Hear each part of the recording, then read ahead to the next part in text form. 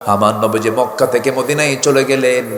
যাওয়ার সঙ্গে সঙ্গে মুহাজির সাহাবীরাও সব হিজরত করে মদিনায় চলে গেলেন। বড় বড় ব্যবসা আছে, বিশাল বড় বাড়ি আছে, পাকা পাকা খেজুর বাগান আছে।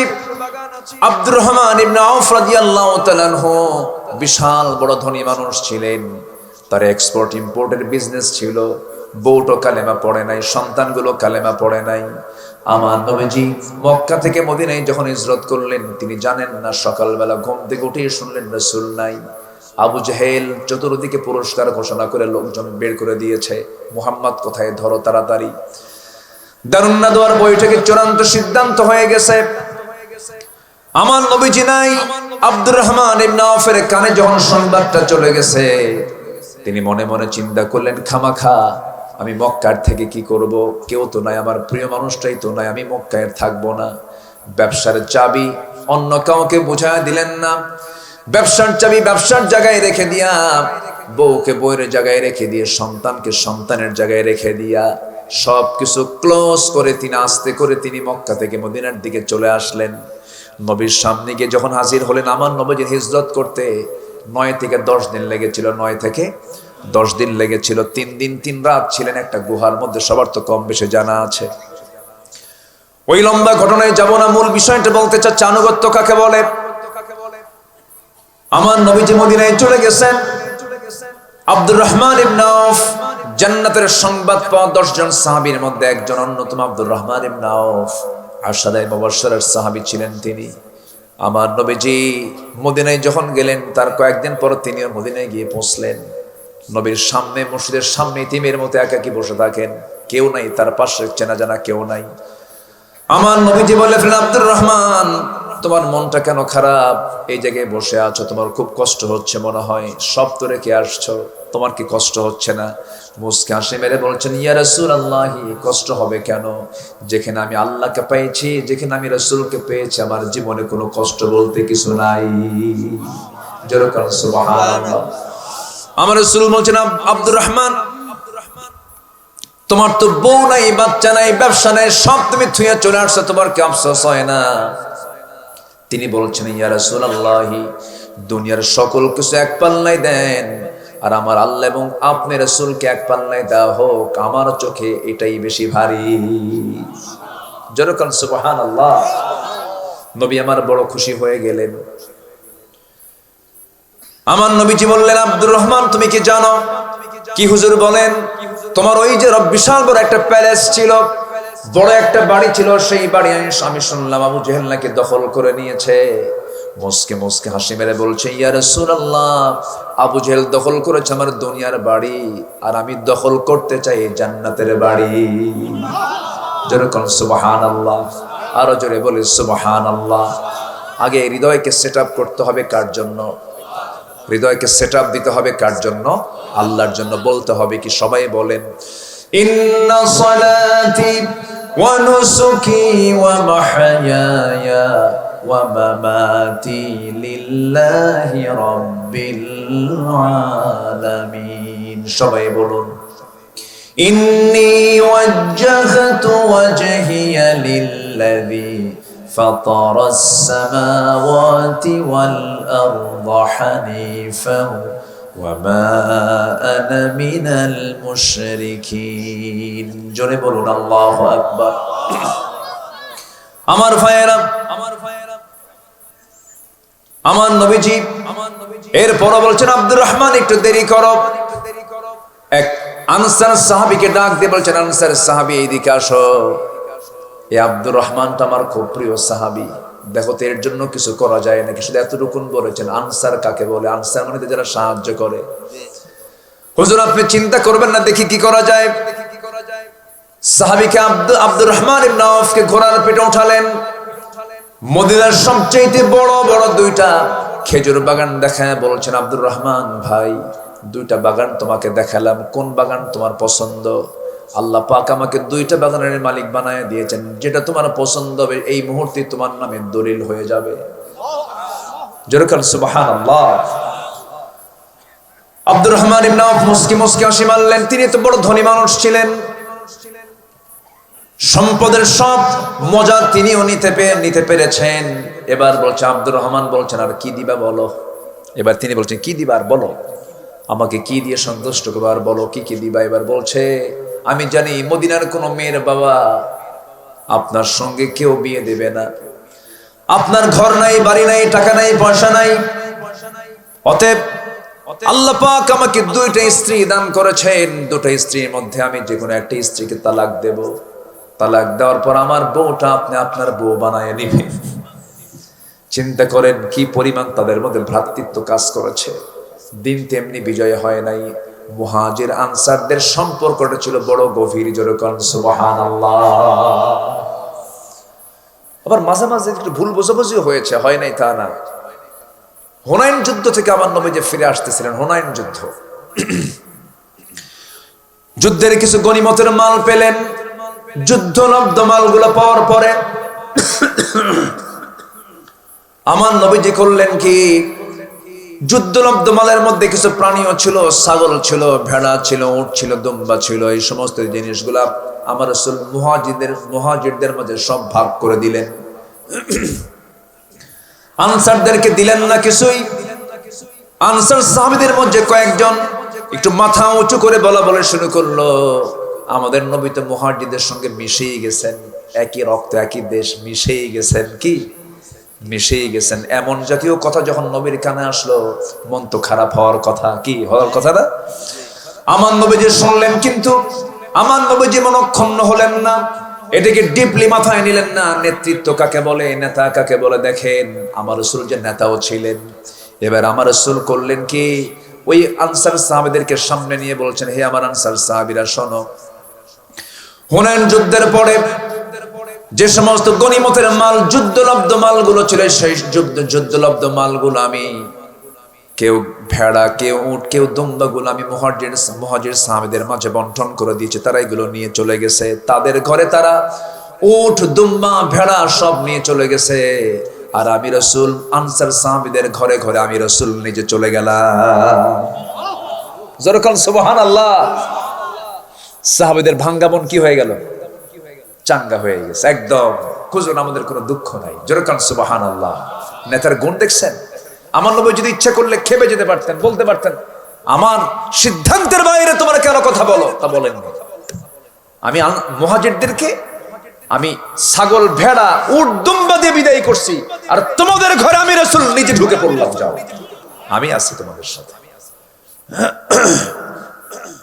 আল্লাহু আকবার। সাহাবীরা সব খুশি। আমার নবীজি এবার বললেন, আব্দুর রহমান, তুমি চলে যাও আমার ওই আনসার সাহাবীর সাথে। আনসার সাহাবী তো বলে দিয়েছেন যে আমি আমার বউকে দিয়ে দিলাম, আমার একটা খেজুর বাগানও দিয়ে দিলাম। জবাবে আব্দুর রহমান ইবনে আউফ চোখের পানি মুছতে মুছতে বলছে, ভাই তুমি আমার হৃদয়ের রাজ্য জয় করে নিয়েছো। সবচেয়ে বেশি খুশি হয়েছি তুমি আমাকে তোমার প্রিয় জিনিসটা স্যাক্রিফাইস করে তুমি আমার হাতে তুলে দিতে চেয়েছো, তোমার বউটা তুমি তালাক দিতে চেয়েছো। আমি খুব খুশি হয়েছি, কিন্তু তালাক দেওয়া লাগবে না, আমাকে খেজুর বাগানও দেওয়া লাগবে না। আমি টুকটাক বিজনেস বুঝি, মক্কায় আমার বিজনেস ছিল, আমাকে বিজনেসের একটু জায়গা দেখায় দাও। ছোট্ট একটা বাজারে তাকে বিজনেস দেখায় দেওয়া হলো। এমন সুন্দর করে বিজনেস করা শুরু করলেন। কিছু সোনা কামাই হলো, তার কয়েক রুদি সোনা কামাই হলো। সেই কয়েক রুদি সোনা নিয়ে মেয়ে দেখতে গেলেন বিয়ে করার জন্য। মহিলা দেখতে গিয়ে পছন্দ হয়ে গেছে, বিয়ে শাদীও করে নিলেন। ৩-৪ দিন নবীর সঙ্গে তার দেখা নাই। নবীর সঙ্গে দেখা করতে গেছেন, সুন্দর কাপড়, সুন্দর সুগন্ধি লাগানো। রাসূল বলছেন, আব্দুর রহমান, তোমার চেহারার মধ্যে নূর চমকাচ্ছে, চেহারাও সুন্দর হয়ে গেছে, কাপড় চোপড়ও সুন্দর, সুগন্ধিও বের হচ্ছে, তুমি কিছু ঘটাইছো নাকি? হুজুর, বিয়ে করছি। সুবহানাল্লাহ বলবেন। রাসূল বলেন, তুমি বিয়ে করলে আমারে দাওয়াত দিলে না? হুজুর, মনে ছিল না। চিন্তা করেন, যে লোক মক্কা থেকে নবীর মোহাব্বতে কই আসছে, বউ, বাচ্চা, ছেলে, মেয়ে, ব্যবসা বাণিজ্য সব থুইয়া মক্কা ছেড়ে, দেশ ছেড়ে কোথায় আসছে? মদিনায়। এবার বিয়ে করতে গেছে, মেয়ে পছন্দ হয়ে গেছে, বিয়ে শাদী করে ফেলছে। রাসূল বললেন, ঠিক আছে, বিয়ে তো জরুরি, বিয়ে করেছো, ভালো কথা। দেখবেন অনেক সময় কিন্তু বিয়ের সময় হঠাৎ করে একটা পরিবেশ তৈরি হয়ে যায়। খুব কাছের বন্ধু, সারা জীবন ন্যাংটাকালের বন্ধু আছে না, ন্যাংটাকাল বোঝেন তো? সেই বন্ধু দাওয়াত পায় না। গেছে মুরব্বী টুরব্বী নিয়ে গেছে বিয়ে করতে, হয়ে গেছে সিদ্ধান্ত চূড়ান্ত, ওখানে কালিমা বানাইলে পড়ায় দিছে। ন্যাংটা কালের বন্ধু শুনে কয় তুই একটা হারামি রে। কি কথা কি বুঝতেছ না? তুই আমারে বললি না কেন? দোস্ত আমি গেছিলাম, বেকায়দায় পড়ে গেছে, বিয়ে হয়ে গেছে। এরকমই হয়, এটা অবহেলা নয়। রাসূল বলছেন আব্দুর রহমান যে কাজটা করছো ভালো, বিয়ে তো জরুরি, বিয়ের দরকার আছে না নাই বলেন তো? আজ থেকে বিয়ের দরকার আছে না নাই? আজকের সমাজে বিয়ে বেশি না জেনা বেশি? নিজের বউ বেশি না অন্যের বউ বেশি? অন্যের বউর দিকে নজর বেশি, মানে কুত্তা নজর। যেরকম নাউজুবিল্লাহ, ওটা কি নজর? কুত্তা নজর, কুকুর নজর, শুকুরের মতো নজর। নিজের বউ ভাল লাগে না। আজকের পরকীয়ার পরিমাণটা খুব মহামারী আকার ধারণ করেছে, প্রচন্ড ভয়ঙ্কর চিত্র এটা। আল্লাহ তুমি জেনার এই ভয়াবহতা থেকে, নেশার ভয়াবহতা থেকে এই জাতিকে তুমি আল্লাহ হেফাজত করো। জোরে বলি আল্লাহুম্মা আমিন, আরো জোরে আল্লাহুম্মা আমিন। কম বয়সে বিয়ে করতে হবে, আমি প্রায় এই কথা বলি। অল্প বয়সে বিয়ে করতে হবে। বিয়ের জন্য কোন শিক্ষা, বয়স, ক্যারিয়ার গঠন এগুলো শর্ত না। বিয়েটা হচ্ছে প্রয়োজন। বিয়েটা কি? দুপুরবেলা খাবার খেয়েছেন, রাতে খাবার দরকার আছে না নাই? আচ্ছা, চাহিদা দুটো, একটা হচ্ছে পেটের চাহিদা, আরেকটা হচ্ছে আপনার যৌন চাহিদা। এটা একটা চাহিদা। তো আমি ওপেনলি কথা বলছি, আজকের এই পর্নোগ্রাফির দুনিয়াতে, উলঙ্গ দুনিয়ায় আজকে একটা কুকুর শুকুরের গায়ে তাও চামড়া টামড়া আল্লাহ না, মানে চামড়া ঢেকে দেওয়ার জন্য আল্লাহ পাক কিছু কি বলে পশম টসম দিয়ে ঢেকে দিয়েছেন। কিন্তু আজকে মানুষ কুকুর শুকুরের চাইতে উলঙ্গ, ঠিক কিনা? পর্নোগ্রাফিতে আসক্ত হওয়া যাবে না যুবকরা। যারা এগুলো তৈরি করে তাদের জীবন ধ্বংস, তারা মানুষকে ধ্বংস করার জন্য এগুলো তৈরি করে। এটা স্বাভাবিক কোনো বিষয় নয়। তোমার ফ্রন্টাল সেলগুলো সব শুকে যাবে, তোমার জীবন যৌবন সব ধ্বংস হবে, তুমি হবে একটা জীবন্ত পশু। তোমার মধ্যে কোনো মনুষ্যত্ব কাজ করবে না, তুমি মানুষ না হয়ে পশু হয়ে যাবে। ওগুলোর দিকে নজর দিবা না। স্মার্টফোনের মিসইউজ থেকে যত পারবা দূরে থাকার চেষ্টা করবা। সকল প্রকার গেমস আসক্তি, পর্ণ আসক্তি থেকে নিজেকে দূরে রাখো। আল্লাহর কসম তোমার জন্য জান্নাত অপেক্ষা করছে। এগুলো করবা না। বিয়ের প্রয়োজন, পিছনের দরজা দিয়ে যাবা না। Messenger, Imo, Line, Viber, WhatsApp, Instagram, কুড়িগ্রামে নক দিবা না। কুড়িগ্রাম বুঝলেন তো? আমার দেশে কয়েকটা গ্রাম আছে, ওইদিকে কুড়িগ্রাম, মাঝখানটা 14 গ্রাম, আর ওইদিকে চট্টগ্রাম। কয়টা গ্রাম? 3টা গ্রাম, চট্টগ্রাম, 14 গ্রাম, কুড়িগ্রাম। এদিকে ইনস্টাগ্রাম, টুইটার, এগুলো যাবা না। কোন আকাম কুকাম করো না, টিকটক তৈরি করো না। এগুলো লস প্রজেক্ট। বিয়ের আগে নারীর পিছনে যে চুরি ফিতার টাকা খরচ করো তার সব লস, সব লস, একদম পুরোটাই লস, একদম কেয়ার শুদ্ধ লস। বিয়ে করবা, বুক উঁচু করে প্রস্তাব দিয়া বাপ মাকে বলে বিয়ে শাদী করে ফেলবা। ছাত্র জীবনে কি বিয়ে হয় না? আস্তে কয়, আস্তে কন কেন? সচ্ছলতা কে দিবেন? আসতে বলে সচ্ছলতা কে দিবেন? বিসিএস ক্যাডার হইয়া নিজের ক্যারিয়ার বিল্ড আপ করতে করতে 50 বছর, ডক্টর অমক, পিএইচডি হোল্ডার, বোঝেন নাই? 50 বছরে বিয়ে করছে, 60 বছরে বাচ্চা হয়েছে। সেই বাচ্চা নিয়ে রাস্তায় হাঁটলে দাঁত তো 2-3টা পড়েই গেছে। ছেলেকে জিজ্ঞাসা করে, এই ছেলেটা তোমার দাদা না নানা? ওরছে আমার গ্রামের আমার দাদারাই ভালো ছিলেন। 22-এ বিয়ে করছে, 40-এ শ্বশুর হয়ে গেছে। 40-এ কি হয়েছে? এরপরে হয়ে গেছে নানা, কি মহানানা, মহাদাদা, বাস প্রতিষ্ঠিত। অতএব স্ট্যান্ডার্ড এজ হচ্ছে মুহাম্মদ সাল্লাল্লাহু। তিনি বিয়ে করেছেন 25 বছরে। কত বছরে? এবং তার মেয়েদেরকে বিয়ে দিয়েছেন বেশি বয়সে না কম বয়সে? এবং আমার নবীজি 7 থেকে 13 বছরের বয়সে একটা নারীকেও বিয়ে করে বুঝিয়েছেন বিবাহের ব্যাপারে বয়স কোনো বিষয় নেই, যৌবন বিষয়, ঠিক কিনা? এগুলো আমার দেশে এগুলো সব গাল গল্প, এগুলো মিশাই একটা আজগুবি কথা। জীবন যৌবনকে ঠিক রাখার জন্য অবশ্যই বিয়ের দরকার আছে না নাই? আছে। মুরব্বীরাও কিছু আছে দুষ্ট, আমার ছেলে তো এক পায়ে দাঁড়ায় না, ও কি কথা বোঝেন নাই? আমার ছেলে তো এ পর্যন্ত তার নিজের পায়ে দাঁড়াতে পারেন, ওই অন্যের পায়ে দাঁড়ায় আছে নাকি? ও তো বিয়ের জন্য এক পায়ে দাঁড়ায় আছে, ঠিক কিনা? দেখেন যুবকরা এখন খুব খুশি, হুজুর ভালো করে কোন, আমার মুরব্বী কথা শুনে না। যে পুরুষ বিয়ে করতে চায় না, ও ঠিক নাই তো বাইপাস মারে, ওয়াকাম কুকাম করে বেড়ায়। এজন্য যুবকরা, যে যুবক বিয়ে পাগল সে চরিত্রবান, কি ঠিক কিনা? বুড়ো চাচাও কয় ঠিক। আল্লাহ সবাইকে বোঝার তৌফিক দান করুন, জোরে বলি আমিন। দেখেন না চাচা কি সুন্দর করে হাসতেছে, আলহামদুলিল্লাহ। মানুষের জন্য 6টা জিনিসকে আকর্ষণীয় করা হয়েছে, ডেকোরেট করা হয়েছে। এর মধ্যে 1 নাম্বার হলো নারী। পুরুষের জন্য আর নারীর জন্য পুরুষকে আল্লাহ পাক আকর্ষণ করে দিয়েছেন। সন্তান সন্ততি, পঞ্জীবিত স্বর্ণরৌপ্য, ব্যবহৃত যানবাহন, এরপরে বিভিন্ন ফসলাদি, বিভিন্ন চতুষ্পদ প্রাণীগুলো আল্লাহ রাব্বুল আলামিন বান্দার জন্য এগুলোকে আকর্ষণ করে দিয়ে বলছেন, বান্দা আমার কাছে ফিরে আসাটাই হলো উত্তম প্রত্যাবর্তন স্থল। আমার কাছে আসলে এর চাইতে বেশি আকর্ষণ কিছু পাবি। যেরকম সুবহানাল্লাহ, আল্লাহু ইনদাহু হুসনুল মাআব। অর্থাৎ এতক্ষণের কথায় আমি যেটাকে ফাইন্ড আউট করতে চাচ্ছি সেটা হলো, সকল কিছুর ঊর্ধ্বে যাকে ভালোবাসার জন ভাবতে হবে, যিনি একমাত্র ভালোবাসার দাবিদার, তিনি কে? আসতে বলবেন না, তিনি কে? আর সেই আল্লাহ আমাকে আবার কখন ভালোবাসবেন? আমি আল্লাহর প্রিয়ত্বে কখন যাব?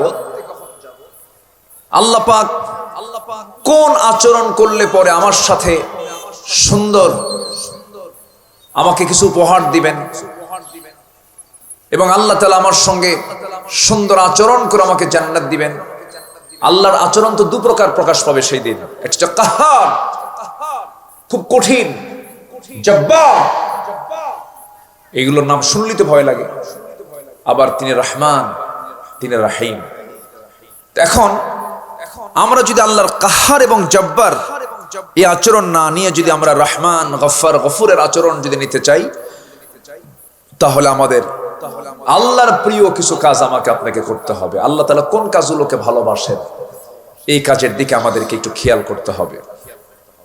সে আল্লাহর প্রিয়ত্ব অর্জনে 15টা দিশা, 15টা করণীয় আজ আমরা শিখে যাব। জোরে বলি ইনশাআল্লাহ।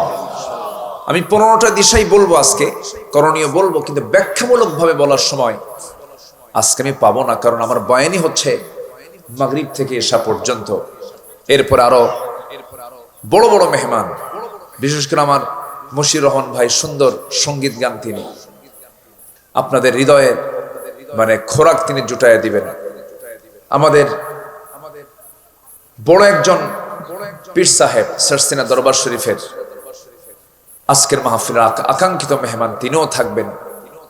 আমি সংক্ষিপ্তের সময় যতটুকু পারি আমি বলার চেষ্টা করব। জোরে বলি ইনশাআল্লাহ। সম্মানিত ভাইয়েরা, আল্লাহর প্রিয়ত্ব অর্জনে 1 নাম্বার হচ্ছে আনুগত্য, ইত্তেবা। আনুগত্যের জন্য নির্দিষ্ট করতে হবে মূলত 2 জনকে।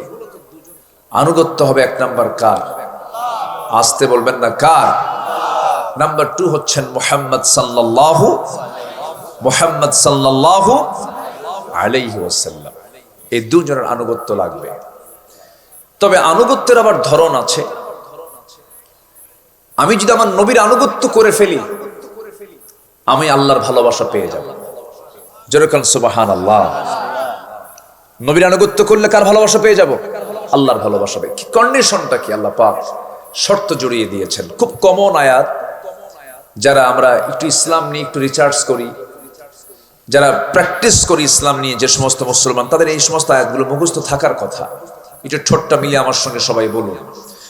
আল্লাহ রাব্বুল আলামিন বলেন, قل إن كنتم تحبون الله فاتبعوني يحببكم الله ويغفر لكم ذنوبكم والله غفور رحيم জোরে বলুন আল্লাহু আকবার कि मोहम्मद से वफा तूने तू हम तेरे है ये है जहाँ चीज है किया लौह कलम तेरे है मोहम्मद के যদি ভালোবাসো ভালোবাসা পাবে আমার লৌহ কলম লোভিবে তোমরা মাটির পৃথিবী শেখনছার সব পেয়ে যাবে আর তোমার আদর্শ যদি নবীর আদর্শের সঙ্গে না মিল হয় তোমার আদর্শের পরিপন্থী যদি তুমি যদি নবীর আদর্শের পরিপন্থী তুমি যদি অন্য কোন আদর্শকে লালন করো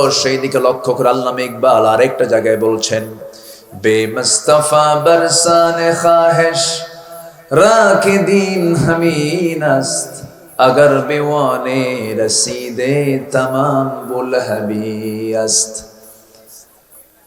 তোমার আদর্শের সাথে যদি নবীর আদর্শের যদি মিল হয়ে যায় তোমার রাজনীতি তোমার ব্যক্তিগত জীবন পদ্ধতি তোমার কালচার তোমার আচার আচরণ তোমার পোশাক আশাক তোমার সমস্ত চাল চলন যদি নবীর আদর্শের সঙ্গে যদি মিল থেকে যায় এটা তোমার জন্য সঠিক দিন আর যদি মিল না থেকে যায় জেনে রেখে দিও তোমার সমস্ত আমলগুলো আবু লাহাবের হয়ে গেছে ঠিক কি না এইজন্য আদর্শের ক্ষেত্রে খুব সিনসিয়ার থাকতে হবে একজন ঈমানদারকে আদর্শের মিল নাই বলেই তো এই সমস্ত কথাগুলো ঠাকুরদের মুখ থেকে বের হয় কোন এক ঠাকুর বলছে যে হিজাব ইসলামের পোশাক হতে পারে কিন্তু নেকাব ইসলামের পোশাক নয় মুখ ঢাকতে হবে না মুখ ঢাকে হলো বেশ্যারা এই জাতীয় একটা কমেন্ট এই জাতীয় একটা কথা এখন অনলাইনে ভাসতেছে ভাসমান ফতোয়ার জন্য তো কোরআন ফতোয়ার জন্য কি কোরআন আর কোরআনকে ব্যাখ্যা করবে কি হাদিস কোরআন এবং হাদিসের জ্ঞান নাই নামের শেষে ঠাকুর হিজাব তো পড়তে হবে আইয়ুদনিনা আলাইহিন্না মিন জালাবিবিহিন্না তা তো আছেই মুখটা যদিও সতরের আওতা মুক্ত করা হয়েছে কিন্তু আমার দেহের রাজধানী কোনটা বলেন তো আমাদের দেহের রাজধানী কোনটা কি ঠিক কি না ফেস হচ্ছে আমাদের বডির রাজধানী তো এই রাজধানী আচ্ছা একটা পুরুষ যখন একটা নারীকে দেখে আকৃষ্ট হয় প্রথমে কি দেখে চেহারা দেখে বলে ও নারী তোমার ভ্রুযুগল টানা টানা চোখ প্রশস্ত কপাল কালো কালো কেশ এতক্ষণ ধরে যে আমি কয়েকটা বর্ণনা দিলাম সব কি অন্য কোথাও অঙ্গের বর্ণনা না চেহারার বর্ণনা চেহারার বর্ণনা তো যদিও ফেসটা সতরের আওতামুক্ত করা হয়েছে কেন চোখ এসেনশিয়াল একটা বিষয় চোখ নাক মুখ তিনটাই হচ্ছে গুরুত্বপূর্ণ শ্বাস প্রশ্বাস নেওয়ার জন্য নাক মুখ লাগে খাবারের জন্য মুখ লাগে নাকের শ্বাস প্রশ্বাস অক্সিজেন নেবার জন্য নাক লাগে দেখার জন্য চোখ লাগে তিনটা গুরুত্বপূর্ণ অঙ্গটাই আল্লাহ পাক মুখে দিয়েছেন কিন্তু যদি কোনো মহিলা যদি ওজারাতের কারণে না পড়তে পারেন হয়তো আল্লাহ তাকে রুখসত দিয়েছেন আল্লাহ তাকে সুযোগ দিয়েছেন হ্যাঁ কিন্তু ফিতনা থেকে বাঁচার জন্য নেকাবের প্রয়োজন আছে না নাই ইফকের ঘটনায় সহিহ বর্ণনা সিয়াসিত্তের হাদিস যখন আমার নবীর দায়িত্বপ্রাপ্ত সাহাবী সাফওয়ান রাদিয়াল্লাহু তাআলা আনহু যখন আম্মা জান আয়েশা সিদ্দিকা একা পেলেন একা পাওয়ার সঙ্গে সঙ্গে তিনি দেখতে পেলেন এবং আম্মা জান আয়েশা সিদ্দিকা ভাবলেন পর্দার বিধান নাযিল হয়ে গেছে সে তোমাকে দেখে ফেলবে উনি ওনার কাপড় দিয়ে মুখটা ঢেকে ফেললেন মুখটা কি করলেন ঢেকে ফেললেন তাহলে মুখটা ঢাকার ব্যাপারে ইসলামে কথা নাই এই জাতীয় আশেপাশে কথাগুলো যারা বলে বেড়ায় অবশ্যই একটা আইন আমার দেশে পাশ হওয়া দরকার কোরআন হাদিসের বিরুদ্ধে যারা বাজে কথা বলবে চূড়ান্ত শাস্তি নিশ্চিত করা দরকার আমরা মাহফিল কমিটির এই প্ল্যাটফর্ম থেকে উদাত্ত কণ্ঠে জানাতে চাই, আমরা তীব্রভাবে এটার নিন্দা জ্ঞাপন করছি এবং সাথে সাথে যিনি বলেছেন অবশ্যই তাকে প্রকাশ্যে মাফ চাইতে হবে, ওনার বলতে হবে। এটা আমার ব্যক্তিগত অভিমত, আমি রিসার্চ করে গবেষণা করে এই কথা বলিনি, ভুল হয়ে গেছে, মাফ চাই, এমন বক্তব্য না দেওয়া পর্যন্ত আমাদের এই তীব্র নিন্দা চলতেই থাকবে।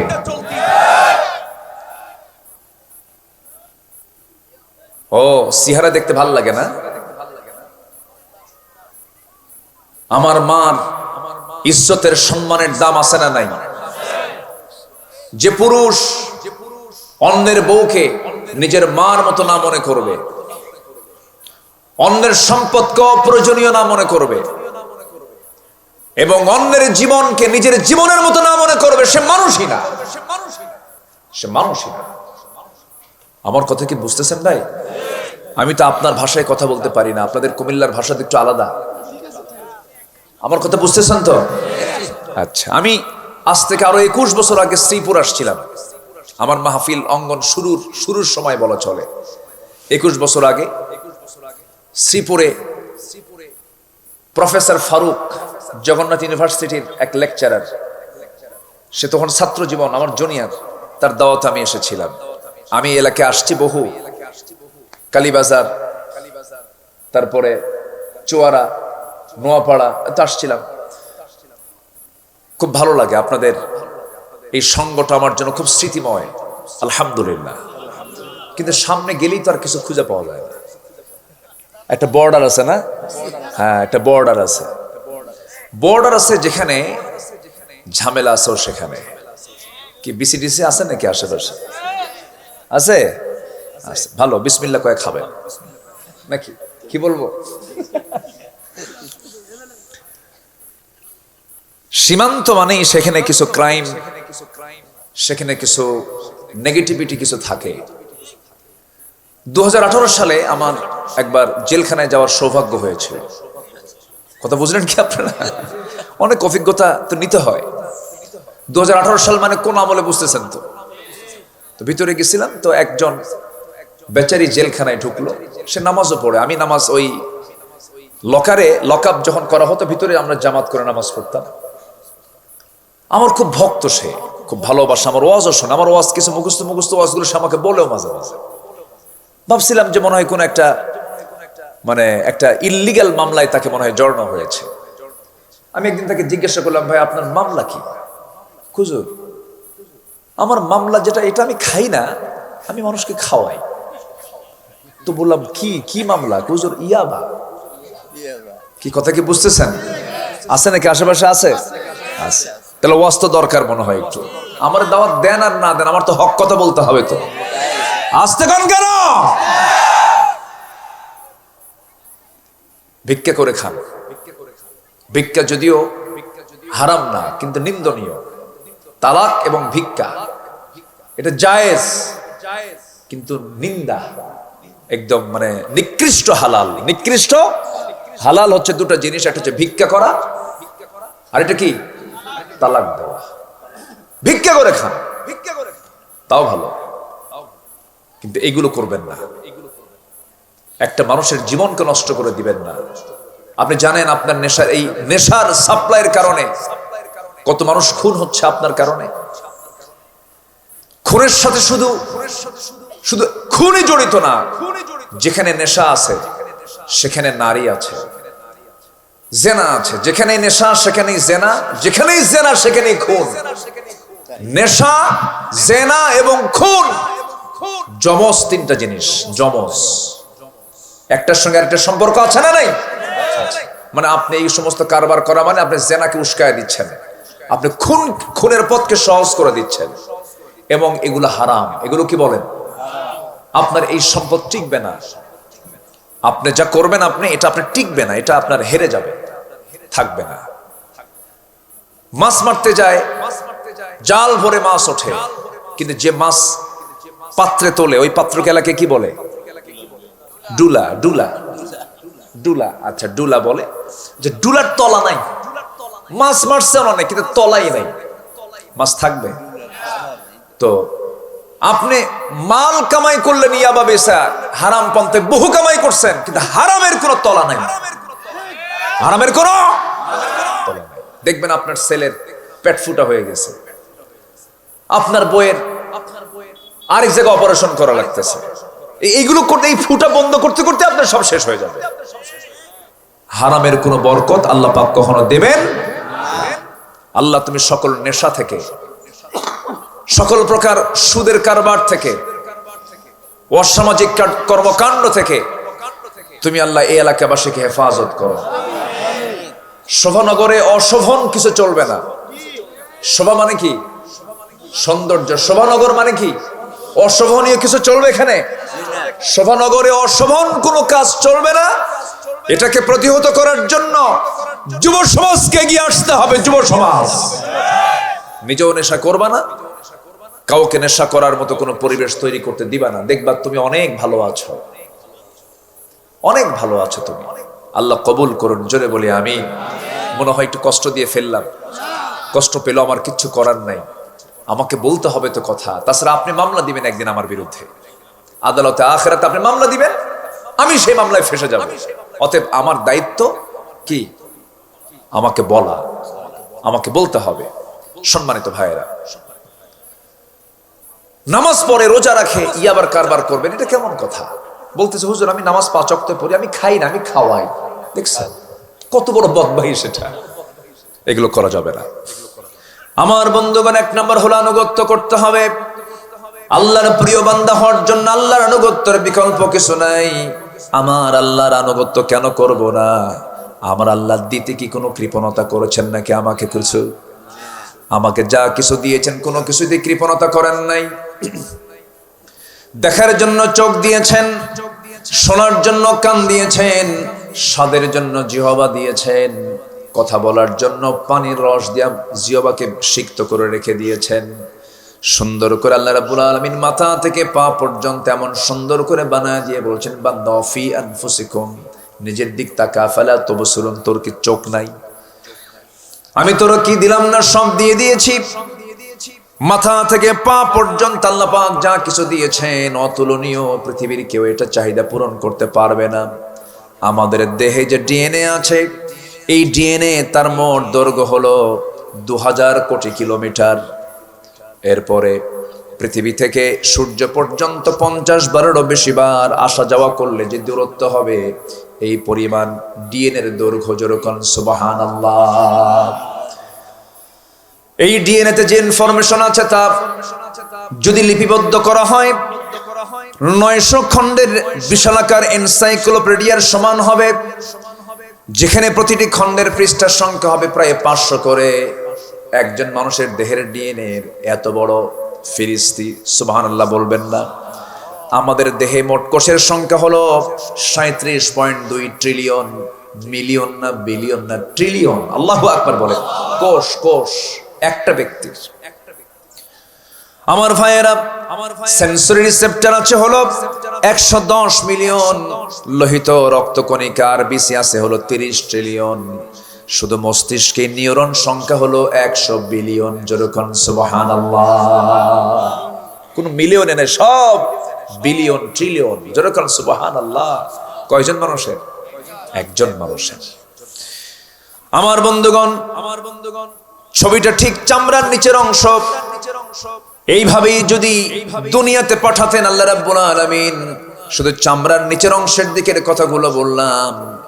আমার বন্ধুগণ, আমাদের দেহে যে ব্লাড ভেসেলটা আছে এটা প্রায় 42 বিলিয়ন, যা 97,000 কিলোমিটার লম্বা। যেরকম সুবহানাল্লাহ। আরো জোরে বলি সুবহানাল্লাহ। আমার বন্ধুগণ, আমরা মাত্র একটা ইয়ারফোন, যে তারওয়ালা ইয়ারফোন পকেটে রাখার পর যদি কিছুক্ষণ পর বের করতে নি, দেখবেন কত প্যাঁচ লেগে যায়। ওই তারের মধ্যে কত প্যাঁচ লেগে যায়, সেই প্যাঁচগুলো খুলতে হয়। আর আমার আল্লাহ ব্লাড ভেসেল প্রত্যেকের বডির মধ্যে দিয়েছেন 97,000 কিলোমিটার লম্বা, কোনোদিন প্যাঁচ লাগে নাই। যেরকম সুবহানাল্লাহ। কে দিয়েছেন? আসতে বলবেন না, কে দিয়েছেন? বলেন, আল্লাহ দিয়েছেন। কানের মধ্যে 1 লক্ষ, 2 লক্ষ শ্রবণ কোষ দিয়েছেন। জোরে বললে জোরে শোনা যায়।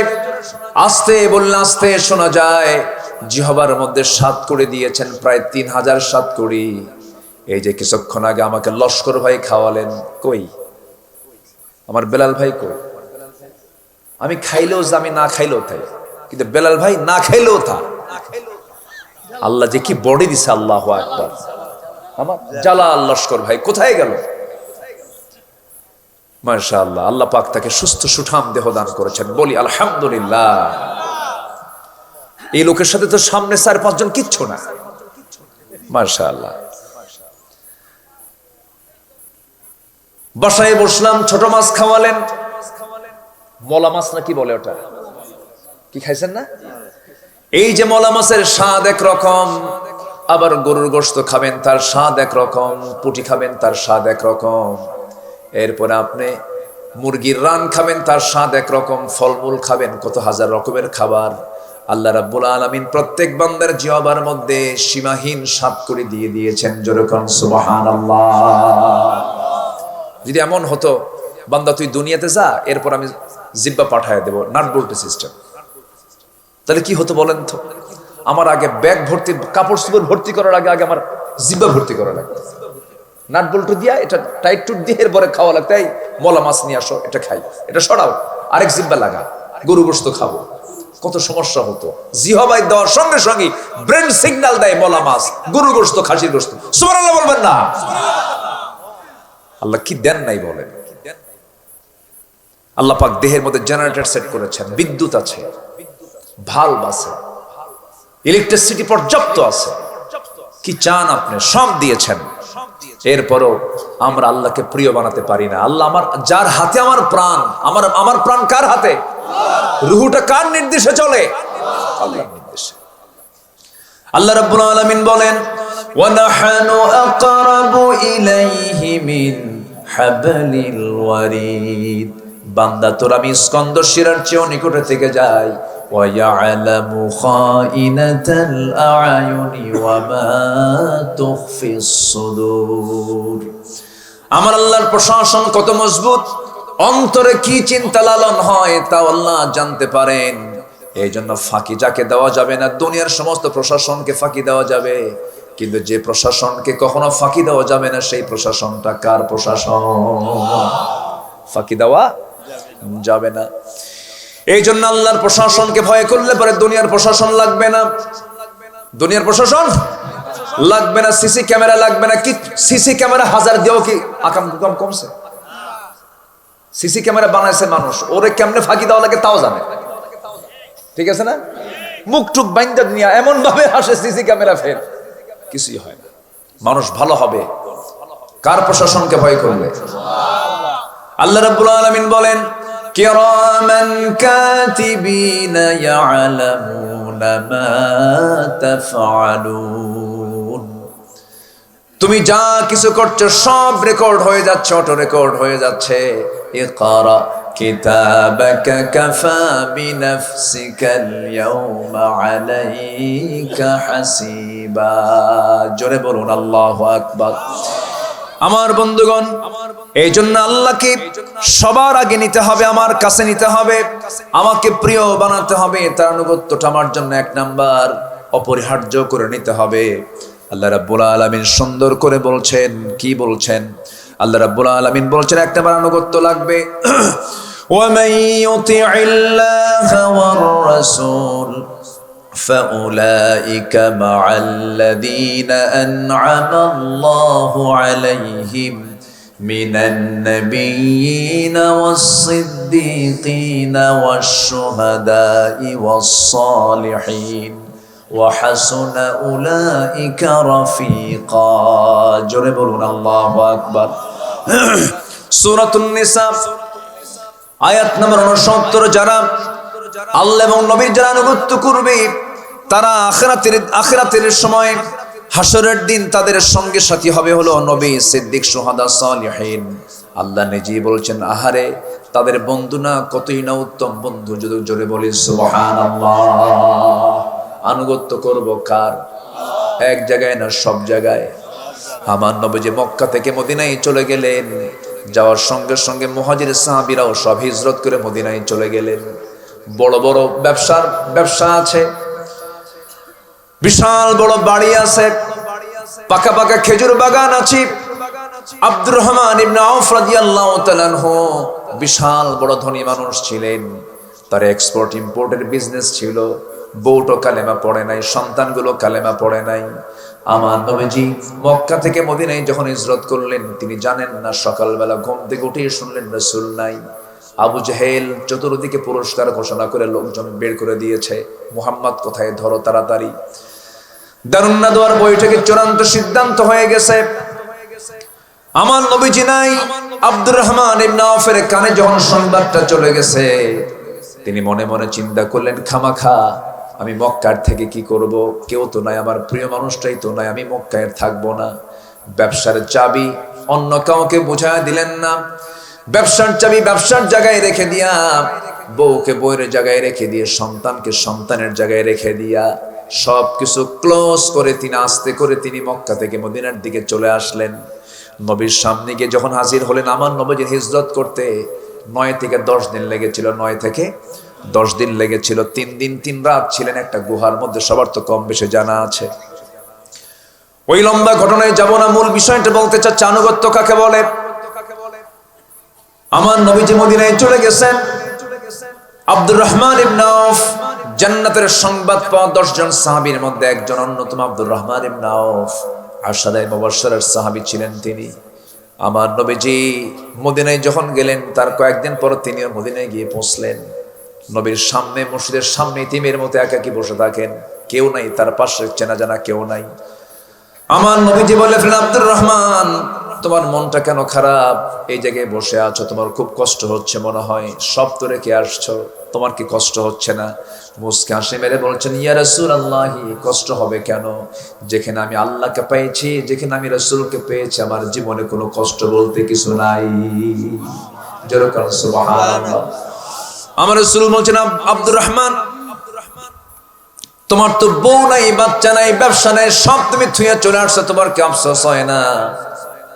তিনি বলছেন, ইয়া রাসূলুল্লাহ, দুনিয়ার সকল কিছু এক পাল্লায় দেন, আর আমার আল্লাহ এবং আপনি রাসূলকে এক পাল্লায় দেওয়া হোক, আমার চোখে এটাই বেশি ভারী। জোরে বলুন সুবহানাল্লাহ। নবী আমার বড় খুশি হয়ে গেলেন। আমার নবীজি বললেন, আব্দুর রহমান তুমি কি জানো? কি হুজুর বলেন? তোমার ওই যে বিশাল বড় একটা প্যালেস ছিল, বড় একটা বাড়ি ছিল, সেই বাড়ি আমি শুনলাম আবু জেহেল নাকি দখল করে নিয়েছে। মুস্কে মুস্কে হাসি মেরে বলছে, ইয়া রাসূলুল্লাহ, আবু জেহেল দখল করেছে আমার দুনিয়ার বাড়ি, আর আমি দখল করতে চাই জান্নাতের বাড়ি। জোরে বলুন সুবহানাল্লাহ। আরো জোরে বলি সুবহানাল্লাহ। আগে হৃদয়কে সেট আপ করতে হবে কার জন্য? হৃদয়কে সেট আপ দিতে হবে কার জন্য?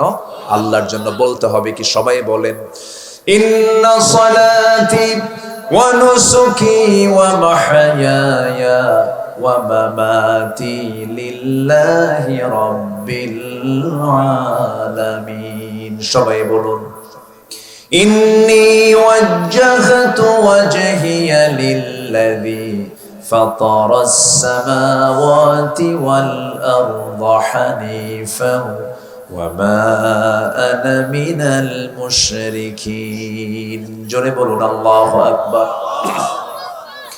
আমার ভাইয়েরা, আমার নবীজি এরপর বলছেন, আব্দুর রহমান একটু দেরি করো। এক আনসার সাহাবীকে ডাক দিয়ে বলছেন, আনসার সাহাবী এইদিকে আসো। এই আব্দুর রহমানটা আমার খুব প্রিয় সাহাবী, দেখো তো এর জন্য কিছু করা যায় নাকি? শুধু এতটুকুন বলেছেন। আনসার কাকে বলে? আনসার মানে যারা সাহায্য করে। হুজুর আপনি চিন্তা করবেন না, দেখি কি করা যায়। সাহাবীকে আব্দুর রহমান ইবনে আউফকে ঘোড়ার পিঠে উঠালেন। মদিনার সবচেয়ে বড় বড় 2টা খেজুর বাগান দেখায় বলছেন, আব্দুর রহমান ভাই, 2টা বাগান তোমাকে দেখালাম, কোন বাগান তোমার পছন্দ? আল্লাহ পাক আমাকে 2টা বাগানের মালিক বানায় দিয়েছেন, যেটা তোমার পছন্দ হবে এই মুহূর্তে তোমার নামে দলিল হয়ে যাবে। জোরে বলুন সুবহানাল্লাহ। আব্দুর রহমান ইবনে আউফ মুস্কি মুস্কি হাসি মারলেন। তিনি তো বড় ধনী মানুষ ছিলেন, সম্পদের সব মজা তিনিও নিতে পেরেছেন। এবার বলছে, আব্দুর রহমান বলছেন, আর কি দিবা বলো? এবার তিনি বলছেন, কি দিবা আর বলো।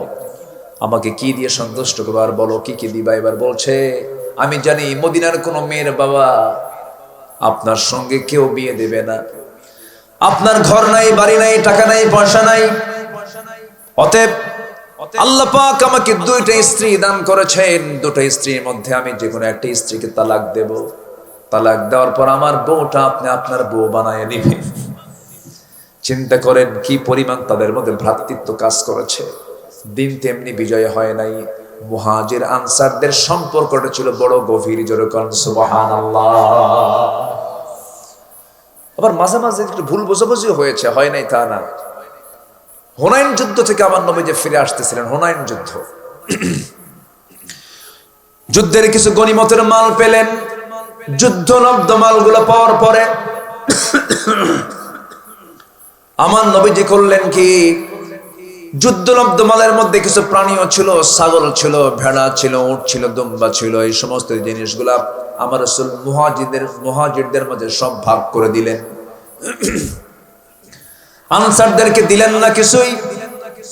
আনসার সাহাবীদের মধ্যে কয়েকজন একটু মাথা উঁচু করে বলা শুরু করলো, আমাদের নবী তো মুহাজিরদের সঙ্গে মিশেই গেছেন, একই রক্ত একই দেশ, মিশেই গেছেন। কি মিশেই গেছেন? এমন জাতীয় কথা যখন নবীর কানে আসলো, মন তো খারাপ হওয়ার কথা, কি হওয়ার কথা না?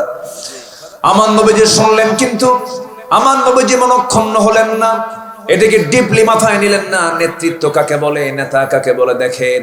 আমার রাসূল যে নেতাও ছিলেন। এবার আমার রাসূল করলেন কি, ওই আনসার সাহাবীদেরকে সামনে নিয়ে বলছেন, হে আমার আনসার সাহাবীরা শোনো, হুনাইন যুদ্ধের পরে যে সমস্ত গনিমতের মাল, যুদ্ধলব্ধ মালগুলো ছিল, সেই যুদ্ধলব্ধ মালগুলো আমি, কেউ ভেড়া, কেউ উট, কেউ দুম্বাগুলো আমি মুহাজির সাহাবীদের মাঝে বন্টন করে দিয়েছে। তারা এগুলো নিয়ে চলে গেছে, তাদের ঘরে তারা উট, দুম্বা, ভেড়া সব নিয়ে চলে গেছে। আর আমি রাসূল আনসার সাহাবীদের ঘরে ঘরে আমি রাসূল নিজে চলে গেলাম। যেরকম সুবহানাল্লাহ। সাহাবীদের ভাঙ্গামন কি হয়ে গেল? চাঙ্গা হয়ে গেছে একদম। খুঁজুন, আমাদের কোনো দুঃখ নাই। যেরকম সুবহানাল্লাহ। নেতার গুণ দেখছেন? আমার নবী যদি ইচ্ছা করলে খেপে যেতে পারতেন, বলতে পারতেন, আমার সিদ্ধান্তের বাইরে তোমরা কেন কথা বলো, তা বলেন। আমি মুহাজিরদেরকে আমি ছাগল, ভেড়া, উট, দুম্বা দিয়ে বিদায় করছি, আর তোমাদের ঘরে আমি রাসূল নিজে ঢুকে পড়লাম। যাও, আমি আছি তোমাদের সাথে। আল্লাহু আকবার। সাহাবীরা সব খুশি। আমার নবীজি এবার বললেন, আব্দুর রহমান, তুমি চলে যাও আমার ওই আনসার সাহাবীর সাথে। আনসার সাহাবী তো বলে দিয়েছেন যে আমি আমার বউকে দিয়ে দিলাম, আমার একটা খেজুর বাগানও দিয়ে দিলাম। জবাবে আব্দুর রহমান ইবনে আউফ চোখের পানি মুছতে মুছতে বলছে, ভাই তুমি আমার হৃদয়ের রাজ্য জয় করে নিয়েছো, সবচেয়ে বেশি খুশি হয়েছি তুমি আমাকে তোমার প্রিয় জিনিসটা স্যাক্রিফাইস করে তুমি আমার হাতে তুলে দিতে চেয়েছো, তোমার বউটা তুমি তালাক দিতে চেয়েছো, আমি খুব খুশি হয়েছি। কিন্তু তালাক দেওয়া লাগবে না, আমাকে খেজুর বাগানও দেওয়া লাগবে না, আমি টুকটাক বিজনেস বুঝি, মক্কায় আমার বিজনেস ছিল, আমাকে বিজনেসের একটু জায়গা দেখায় দাও। ছোট্ট একটা বাজারে তাকে বিজনেস দেখায় দেওয়া হলো। এমন সুন্দর করে বিজনেস করা শুরু করলেন। কিছু সোনা কামাই হলো, তার কয়েক রুদি সোনা কামাই হলো। সেই কয়েক রুদি সোনা নিয়ে মেয়ে দেখতে গেলেন বিয়ে করার জন্য। মহিলা দেখতে গিয়ে পছন্দ হয়ে গেছে, বিয়ে শাদীও করে নিলেন। ৩-৪ দিন নবীর সঙ্গে তার দেখা নাই। নবীর সঙ্গে দেখা করতে গেছেন, সুন্দর কাপড়, সুন্দর সুগন্ধি লাগানো। রাসূল বলছেন, আব্দুর রহমান, তোমার চেহারার মধ্যে নূর চমকাচ্ছে, চেহারাও সুন্দর হয়ে গেছে, কাপড় চোপড়ও সুন্দর, সুগন্ধিও বের হচ্ছে, তুমি কিছু ঘটাইছো নাকি? হুজুর, বিয়ে করছি। সুবহানাল্লাহ বলবেন। রাসূল বলেন, তুমি বিয়ে করলে আমারে দাওয়াত দিলে না? হুজুর, মনে ছিল না। চিন্তা করেন, যে লোক মক্কা থেকে নবীর মোহাব্বতে কই আসছে, বউ, বাচ্চা, ছেলে, মেয়ে, ব্যবসা বাণিজ্য সব থুইয়া মক্কা ছেড়ে, দেশ ছেড়ে কোথায় আসছে? মদিনায়। এবার বিয়ে করতে গেছে, মেয়ে পছন্দ হয়ে গেছে, বিয়ে শাদী করে ফেলছে। রাসূল বললেন, ঠিক আছে, বিয়ে তো জরুরি, বিয়ে করেছো, ভালো কথা। দেখবেন অনেক সময় কিন্তু বিয়ের সময় হঠাৎ করে একটা পরিবেশ তৈরি হয়ে যায়। খুব কাছের বন্ধু, সারা জীবন ন্যাংটাকালের বন্ধু আছে না, ন্যাংটাকাল বোঝেন তো? সেই বন্ধু দাওয়াত পায় না, গেছে মুরব্বি টুরব্বি নিয়ে গেছে, বিয়ে করতে হয়ে গেছে, সিদ্ধান্ত চূড়ান্ত, ওখানে কালিমা বানাইলে পড়ায় দিছে। ন্যাংটাকালের বন্ধু শুনে কয়, তুই একটা হারামি রে, কি কথা কি বুঝতেছ না? তুই আমার বললি না কেন? দোস্ত আমি গেছিলাম, বেকায়দায় পড়ে গেছে, বিয়ে হয়ে গেছে। এরকমই হয়, এটা অবহেলা নয়। রাসূল বলছেন, আব্দুর রহমান যে কাজটা করছো ভালো, বিয়ে তো জরুরি, বিয়ের দরকার আছে না নাই বলেন তো? আজ থেকে বিয়ের দরকার আছে না নাই? আজকের সমাজে বিয়ে বেশি না জেনা বেশি? নিজের বউ বেশি না অন্যের বউ বেশি? অন্যের বউর দিকে নজর বেশি, মানে কুত্তা নজর। যেরকম নাউজুবিল্লাহ, ওটা কি নজর? কুত্তা নজর, কুকুর নজর, শুকুরের মতো নজর। নিজের বউ ভাল লাগে না। আজকের পরকীয়ার পরিমাণটা খুব মহামারী আকার ধারণ করেছে, প্রচন্ড ভয়ঙ্কর চিত্র এটা। আল্লাহ তুমি জেনার এই ভয়াবহতা থেকে, নেশার ভয়াবহতা থেকে এই জাতিকে তুমি আল্লাহ হেফাজত করো। জোরে বলি আল্লাহুম্মা আমিন, আরো জোরে আল্লাহুম্মা আমিন। কম বয়সে বিয়ে করতে হবে, আমি প্রায় এই কথা বলি। অল্প বয়সে বিয়ে করতে হবে। বিয়ের জন্য কোন শিক্ষা, বয়স, ক্যারিয়ার গঠন এগুলো শর্ত না। বিয়েটা হচ্ছে প্রয়োজন। বিয়েটা কি? দুপুরবেলা খাবার খেয়েছেন, রাতে খাবার দরকার আছে না নাই? আচ্ছা, চাহিদা দুটো, একটা হচ্ছে পেটের চাহিদা, আরেকটা হচ্ছে আপনার যৌন চাহিদা। এটা একটা চাহিদা। তো আমি ওপেনলি কথা বলছি, আজকের এই পর্নোগ্রাফির দুনিয়াতে, উলঙ্গ দুনিয়ায় আজকে একটা কুকুর শুকুরের গায়ে তাও চামড়া টামড়া আল্লাহ না, মানে চামড়া ঢেকে দেওয়ার জন্য আল্লাহ পাক কিছু কি বলে পশম টসম দিয়ে ঢেকে দিয়েছেন। কিন্তু আজকে মানুষ কুকুর শুকুরের চাইতে উলঙ্গ, ঠিক কিনা? পর্নোগ্রাফিতে আসক্ত হওয়া যাবে না যুবকরা। যারা এগুলো তৈরি করে তাদের জীবন ধ্বংস, তারা মানুষকে ধ্বংস করার জন্য এগুলো তৈরি করে। এটা স্বাভাবিক কোনো বিষয় নয়। তোমার ফ্রন্টাল সেলগুলো সব শুকে যাবে, তোমার জীবন যৌবন সব ধ্বংস হবে, তুমি হবে একটা জীবন্ত পশু। তোমার মধ্যে কোনো মনুষ্যত্ব কাজ করবে না, তুমি মানুষ না হয়ে পশু হয়ে যাবে। ওগুলোর দিকে নজর দিবা না। স্মার্টফোনের মিসইউজ থেকে যত পারবা দূরে থাকার চেষ্টা করবা। সকল প্রকার গেমস আসক্তি, পর্ণ আসক্তি থেকে নিজেকে দূরে রাখো। আল্লাহর কসম, তোমার জন্য জান্নাত অপেক্ষা করছে। এগুলো করবা না। বিয়ের প্রয়োজন, পিছনের দরজা দিয়ে যাবা না। Messenger, Imo, Line, Viber, WhatsApp, Instagram, কুড়িগ্রামে নক দিবা না। কুড়িগ্রাম বুঝলেন তো? আমার দেশে কয়েকটা গ্রাম আছে, ওইদিকে কুড়িগ্রাম, মাঝখানটা 14 গ্রাম, আর ওইদিকে চট্টগ্রাম। কয়টা গ্রাম? 3টা গ্রাম, চট্টগ্রাম, 14 গ্রাম, কুড়িগ্রাম। এদিকে ইনস্টাগ্রাম, টুইটার, এগুলো যাবা না। কোন আকাম কুকাম করো না, টিকটক তৈরি করো না। এগুলো লস প্রজেক্ট। বিয়ের আগে নারীর পিছনে যে চুরি ফিতার টাকা খরচ করো তা সব লস, একদম পুরোটাই লস, একদম কেয়ার শুদ্ধ লস। বিয়ে করবা, বুক উঁচু করে প্রস্তাব দিয়া বাপ মাকে বলে বিয়ে শাদী করে ফেলবা। ছাত্র জীবনে কি বিয়ে হয় না? আস্তে কয়, আস্তে কন কেন? সচ্ছলতা কে দিবেন? আসতে বলো, সচ্ছলতা কে দিবেন? বিসিএস ক্যাডার হইয়া নিজের ক্যারিয়ার বিল্ড আপ করতে করতে 50 বছর, ডক্টর অমক, পিএইচডি হোল্ডার, বোঝেন নাই? 50 বছরে বিয়ে করছে, 60 বছরে বাচ্চা হয়েছে। সেই বাচ্চা নিয়ে রাস্তায় হাঁটলে দাঁত তো 2-3টা পড়েই গেছে। ছেলেকে জিজ্ঞাসা করে, এই ছেলেটা তোমার দাদা না নানা? ওরছে আমার গ্রামের আমার দাদারাই ভালো ছিলেন। 22-এ বিয়ে করছে, 40-এ শ্বশুর হয়ে গেছে। 40-এ কি হয়েছে? এরপরে হয়ে গেছে নানা, কি মহানানা, মহাদাদা, বাস প্রতিষ্ঠিত। অতএব স্ট্যান্ডার্ড এজ হচ্ছে মুহাম্মদ সাল্লাল্লাহু। তিনি বিয়ে করেছেন 25 বছরে। কত বছরে? এবং তার মেয়েদেরকে বিয়ে দিয়েছেন বেশি বয়সে না কম বয়সে? এবং আমার নবীজি 7 থেকে 13 বছরের বয়সে একটা নারীকেও বিয়ে করে বুঝিয়েছেন বিবাহের ব্যাপারে বয়স কোনো বিষয় নেই, যৌবন বিষয়, ঠিক কিনা? এগুলো আমার দেশে এগুলো সব গাল গল্প, এগুলো মিশাই একটা আজগুবি কথা। জীবন যৌবনকে ঠিক রাখার জন্য অবশ্যই বিয়ের দরকার আছে না নাই? আছে। মুরব্বীরাও কিছু আছে দুষ্ট। আমার ছেলে তো এক পায়ে দাঁড়ায় না, ওই কি কি কথা বোঝেন নাই? আমার ছেলে তো এ পর্যন্ত তার নিজের পায়ে দাঁড়াতে পারেন, ওই অন্যের পায়ে দাঁড়ায় আছে নাকি? ও তো বিয়ের জন্য এক পায়ে দাঁড়ায় আছে, ঠিক কি না? দেখেন যুবকরা এখন খুব খুশি, হুজুর ভালো করে কোন, আমার মুরব্বি কথা শুনে না।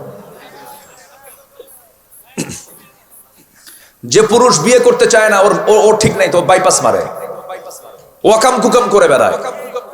এজন্য যুবকরা, যে যুবক বিয়ে পাগল সে চরিত্রবান, কি ঠিক কিনা? বুড়ো চাচাও কয় ঠিক। আল্লাহ সবাইকে বোঝার তৌফিক দান করুন, জোরে বলি আমিন। দেখেন না চাচা কি সুন্দর করে হাসতেছে, আলহামদুলিল্লাহ। রাসূল মজা করতেন, রাসূল এরকম কৌতুক করতেন, মেজাহ কৌতুক করে কথা বলতেন, আলহামদুলিল্লাহ বলে। আমরা আনুগত্য করব কার? নাম্বার 2 মুহাম্মদ সাল্লাল্লাহু। নাম্বার 2 হচ্ছে সকল নফসের কুপ্রবৃত্তি থেকে, নফসের অর্থাৎ আমার যে অন্তরাত্মা আছে, আমার যে নফসটা আছে, এই নফসের যে কুচিন্তা, ওয়াসওয়াসা থেকে নিজেকে বাঁচার চেষ্টা করতে হবে।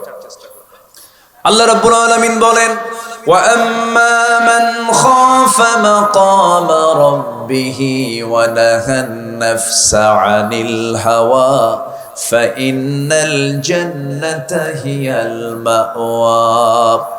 নাম্বার 3 হলো কল্যাণময় কর্ম, সবর অবলম্বন করতে হবে।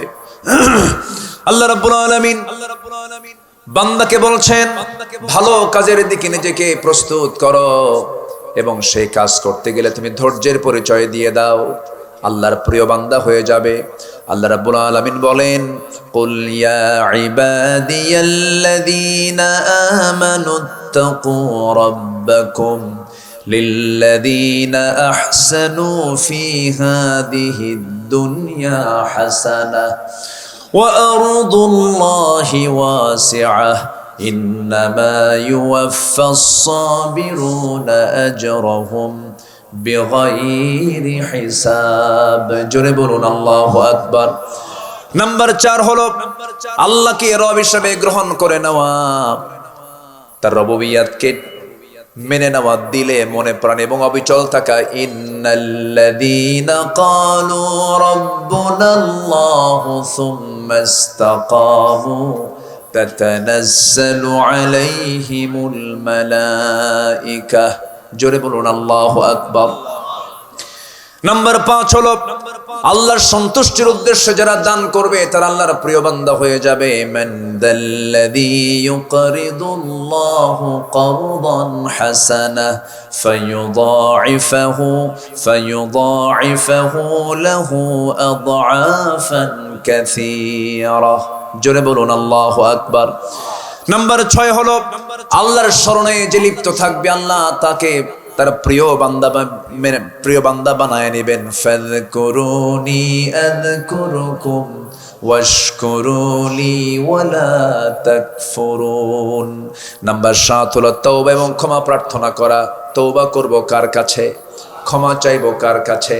তুবু ইলাল্লাহি জামিআন আইয়ুহাল মুমিনুন তুবু ইলাল্লাহি তাওবাতান নাসুহা ইল্লা মান তাবা ওয়া আমানা ওয়া আমিলা সালিহা। জোরে বলুন আল্লাহু আকবার। নাম্বার 8 হলো মহান আল্লাহর প্রতি দৃঢ় চিত্তে তাওয়াক্কুল করা। ফাইদা আযামতা ফাতাওয়াক্কাল আলাল্লাহ ইন্নাল্লাহা ইউহিব্বুল মুতাওয়াক্কিলিন। জোরে বলুন আল্লাহু আকবার। ছেলে দেন কে? মেয়ে দেন কে? দেন না কে? সিদ্ধান্ত কার? আম্মা জান আয়েশার মতো দামি মানুষ আর পৃথিবীতে আসবে নাকি? তার কি ছেলে মেয়ে ছিল নাকি? পোড়া কপাল, পোড়া কপাল না। খাদিজার মতো মা দুনিয়াতে আসবে নাকি? ছেলের সন্তান 3টে দেওয়ার পরে শৈশবে আল্লাহ পাক নিয়ে চলে গেছেন। মনে হয় লেস কাটা, মনে হয় কি পোড়া কপাল নাকি? না। এরপর আসিয়ার মতো মানুষ, যার কপালে ফিরআউনের মতো একজন স্বামী জুটেছিল, কিয়ামত পর্যন্ত কোনো মহিলার এমন জঘন্য স্বামী হবে না। আসিয়ার মনে হয় পোড়া কপাল না। মেয়ের মতো নারী, একজন দামি মহিলা, আল্লাহ রাব্বুল আলামিন তাকে স্বামী দিলেন না, পোড়া কপাল নাকি? তাহলে দামি দামি 4জন নারীর কথা বললাম, তারা কি দুনিয়াতে তাদের এরকম গ্যাপ ছিল না, শূন্যতা ছিল না। ভরসা কার উপরে? আল্লাহর উপরে। আল্লাহর উপরে ভরসা করব আমরা। নাম্বার 9 হলো পবিত্রতা অর্জন করা। আল্লাহ তাদেরকে অত্যন্ত প্রিয় মনে করে ভালোবাসেন। ইন্নাল্লাহা ইউহিব্বুত তাওয়াবিনা ওয়া ইউহিব্বুল মুতাতাহহিরিন। নাম্বার 10 হলো কৃতজ্ঞতা প্রকাশ করা। কৃতজ্ঞতা প্রকাশ করলে পরে আল্লাহ পাক সবচেয়ে বেশি খুশি হয়ে যান, খুব খুশি হন। লাযীদান্নাকুম, আল্লাহু আকবার। এখানে আলেম ওলামা যারা আছেন, কৃতজ্ঞতা প্রকাশ করে আল্লাহ পাক এত খুশি হন, এই আয়াতটা তার প্রমাণ। وَإِذْ تَأَذَّنَ رَبُّكُمْ لَئِنْ شَكَرْتُمْ لَأَزِيدَنَّكُمْ وَلَئِنْ كَفَرْتُمْ إِنَّ عَذَابِي لَشَدِيدٌ। শুকর নিয়ামতা দাযফুন কুনাত, কুফর নিয়ামতাত বিরুন কুনাত। শুকর আদায় করবা, লাযীদান্নাকুম, অবশ্যই বাড়ায় দেব তোর প্রতি নিয়ামত। আল্লাহু আকবার বলেন। নাম্বার 11 হলো আল্লাহর ভালোবাসায় ক্রন্দন যারা করবে আল্লাহ পাক তাদেরকে ভালোবাসেন। ইযা তুতলা আলাইহিম আয়াতুর রহমানি খাররু সুজদান ওয়া বুকিয়া। জোরে বলুন আল্লাহু আকবার। নাম্বার 12 হলো সালাতের প্রতি যারা যত্নবান হবে, আল্লাহর সামনে যারা বিনম্র হয়ে দাঁড়াবে, আল্লাহ পাক তাদেরকে খুব ভালোবাসবেন, তাকে প্রিয় বানায় নেবেন। হাফিযু আলাস সালাওয়াতি ওয়াস সালাতিল বুসতা ওয়া কুমু লিল্লাহি কানিতিন। জোরে বলুন আল্লাহু আকবার। নাম্বার 13 হলো আল্লাহর পথে জ্ঞান অর্জনে দৃঢ় থাকা। যে ব্যক্তি জ্ঞানী হয়, শয়তান তাকে কখনো অ্যাটাক করতে পারে না। মূর্খের কাছে শয়তান গিয়ে অ্যাটাক করে, কিন্তু জ্ঞানীকে কখনো শয়তান ধরতে পারে না। এই জন্য আল্লাহ পাক আগে যে হুকুমটা দিয়েছেন, মূর্খ হও না জ্ঞানী হও। কি পড়ো পড়ো পড়ো, কার নামে? আল্লাহর নামে। আল্লাহ রাব্বুল আলামিন বলেন, ইয়ারফাইল্লাহু আল্লাযীনা আমানু মিনকুম ওয়াল্লাযীনা উতুল ইলমা দারাজাত ওয়াল্লাহু বিমা তা'মালুনা খাবীর। জোরে বলুন আল্লাহু আকবার।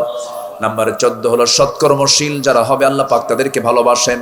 ওয়ালা তুফসিদু ফিল আরদি বা'দা ইসলাহিহা ওয়াদউহু খাওফান ওয়া তামাআন ইন্না রাহমাতাল্লাহি করিবুম মিনাল মুহসিনিন। জোরে বলুন আল্লাহু আকবার। সর্বশেষ 15 নম্বর আল্লাহর প্রিয় বান্দা হওয়ার জন্য যেটা দরকার সেটা হলো ইনসাফ এবং ইহসান। এই দুইটা পথ অবলম্বন করা, ইনসাফ এবং ইহসান। ইনসাফ এবং ইহসান, ইনসাফও থাকতে হবে, ইহসানও থাকতে হবে। অর্থাৎ বিচারে অত্যন্ত ন্যায়নিষ্ঠ হয়ে ইনসাফ ভিত্তিক সব জায়গায় পরিবেশ তৈরি করতে হবে। আবার যারা অসহায় তাদের জন্য আমরা দয়া পর্ব সবার সহানুভূতিশীল হবে, এটাকে ইহসান বলা হয়। আল্লাহ রাব্বুল আলামিন একটা আয়াত দিয়েছেন গোটা কোরআনের মধ্যে সবচেয়ে মজবুত আয়াত, সবচেয়ে ব্যাপক বিস্তৃত আয়াত। ইন্নাল্লাহা ইয়া'মুরু বিল আদলি ওয়াল ইহসান ওয়া ইতা'i যিল কুরবা ওয়া ইয়ানহা আনিল ফাহশাই ওয়াল মুনকারি ওয়াল বাগি ইয়া'iদুকুম লা'আল্লাকুম তাযাক্কারুন। জোরে বলুন আল্লাহু আকবার। সেই ইনসাফ আমার দেশে কি কায়েম আছে? আজ থেকে কায়েম আছে? ইনসাফ কায়েম থাকলে শরীফ ওসমান হাদির হত্যাকারী বের হতো না? আজ থেকে বের হতো না? বের হতো না? অবশ্যই বের হতো। কেচে খুঁড়তে সব বের হবে। তবে টুডে এন্ড টুমরো শরীফ ওসমান হাদির বিচার বাংলার জমিনে হবে। জোরে বলে ইনশাআল্লাহ। যে জাতির মধ্যে হাদি তৈরি হতে পারে, আবু সাইদ মুগ্ধ তৈরি হতে পারে, সেই জাতিকে কেউ তাবেদার করে, গোলাম করে কোনদিন টিকে রাখতে পারবে না। আমরা গোলামির জিনজির থেকে আমরা আজাদ হতে চাই, ঠিক কিনা? বাংলার জমিনে ইনসাফ ভিত্তিক সমাজ রাষ্ট্র কায়েম হোক, সবাই কি চান? কারা কারা চান? দুহাত উঁচু করে দেখান মুসলমান।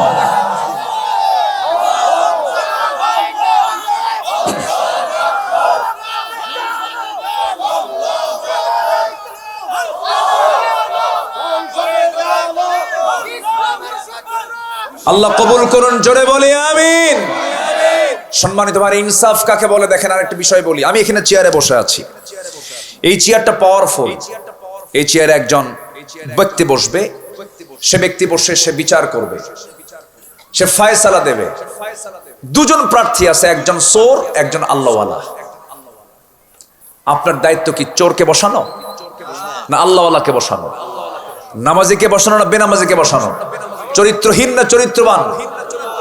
এই জায়গায় কোন ইমানদারের কাছে যদি এটা চোখে না পড়ে যায়, দিলাম একজনকে, আনতু আদ্দুল আমানাতি ইলা আহলিহা ওয়া ইযা হাকামতুম বাইনান নাস আন তাহকুমু বিল আদল ওয়াল্লাযীনা হুম লিআমানাতিহিম ওয়া আহদিহিম রাউন। ইমানদারের গুণ থেকে আপনি নিজে সিটকে পড়লেন। আসুন আমরা প্রত্যেকটা জায়গায় ইনসাফকে কায়েম করার চেষ্টা করি। আল্লাহ পাক কবুল করুন, জোরে বলি আল্লাহুম্মা আমিন। আজান হয়েছে আরো 25-30 মিনিট আগে। আমার রাতের মাহফিল হলো চট্টগ্রাম, বহুদূর যেতে হচ্ছে আমাকে। শাহ আরিফ বিল্লাহ সিদ্দিকী হাফিজাহুল্লাহ সারসিনার ছোট পীর, আমার অত্যন্ত মুরব্বী মানুষ, উনি আসবেন, কথা বলবেন। উনি আমাকে বারবার বলেছেন যে আপনাকে আসতেই হবে এই মাহফিল, আপনাকে যেতেই হবে এই মাহফিলে। তো বললাম যে আমি তো মুহতারাম, আমি তো মাগরিব ছাড়া পারবো না। আপনি যখন পারেন, দিনে পারেন, সন্ধ্যায় পারেন, যখন পারেন। তো আসছি এবার।